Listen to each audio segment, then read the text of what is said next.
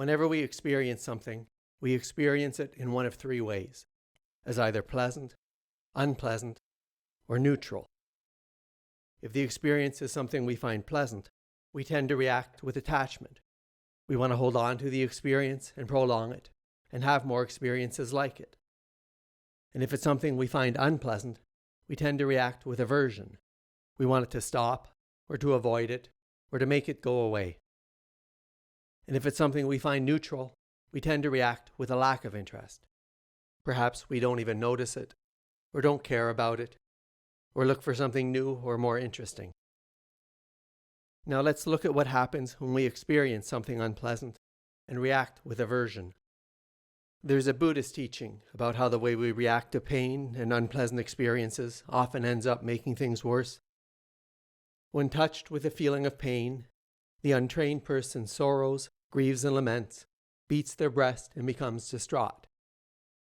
And so they feel two pains, just as if they were to shoot someone with an arrow, and then right afterwards were to shoot them with a second arrow, so that they would feel the pain of two arrows. The first arrow causes us pain, and the second arrow causes us to suffer. In this story, the first arrow represents physical pain, but this first arrow can be any sort of unpleasant experience we have. And so you might experience this first arrow in the form of an unpleasant body sensation. Your heart skips a beat or starts to speed up. You tense up. You get a lump in your throat. Or you start feeling hot. Or the first arrow might come as a feeling or emotional reaction. There's a wave of anxiety. You get stressed. You start to feel sad. Or you get angry. Or this first arrow might strike as a negative thought. What am I going to do? I can't take this anymore. I'm such a loser. That's so unfair. And this first arrow is outside of our control. We can't prevent ourselves from having unpleasant experiences that cause us pain, but it's what happens next that's important. And if we respond to this pain with sorrow, grief, and lament, or by beating our breasts and becoming distraught, then in addition to feeling hurt, we start to compound things, and it's our negative reaction to the pain of that first arrow that initiates a second arrow that causes us to suffer. So there's some sort of negative trigger, like we remember all the work we need to get done this weekend. And then the first arrow hits as an anxious thought. And then we get struck by a second arrow as we start to feel anxious, and our heart starts beating faster. Or that first arrow hits as some stress, and we start stressing out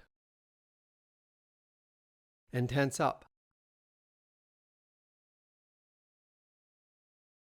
Or that first arrow hits as a negative thought, and then we start to feel sad, and we get a lump in our throat.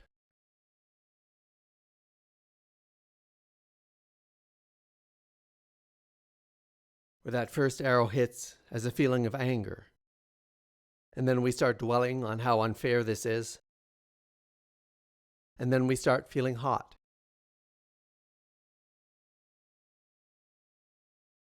And because this second arrow that causes us to suffer is so unpleasant, we can react to it in ways that lead us to get struck by a third arrow, which can then lead to a fourth arrow, and a fifth, and so on, and start a negative cycle that pulls us into a downward spiral and leaves us feeling overwhelmed. And here's another way of looking at how that first arrow from an unpleasant experience that causes us pain can lead to a second arrow as we respond with aversion, and this pulls us into a downward spiral of negative thoughts, distressing feelings and emotions, and unpleasant body sensations, which in turn leads us to be struck by more arrows. Now, if instead of reacting with aversion to that first arrow from an unpleasant experience that causes us pain, we can learn to accept the fact that we've been struck by that first arrow, accept that we're experiencing something unpleasant and feeling some pain, then we can often manage to avoid being struck by that second arrow that causes us to suffer. And you can check out my next video to learn more about how to practice acceptance and avoid being struck by that second arrow. And please hit the like button and subscribe to my channel for more videos like this. And if you'd like to check out my online mindfulness-based stress reduction and cognitive therapy program, where these videos come from for free, you'll find a link in the description.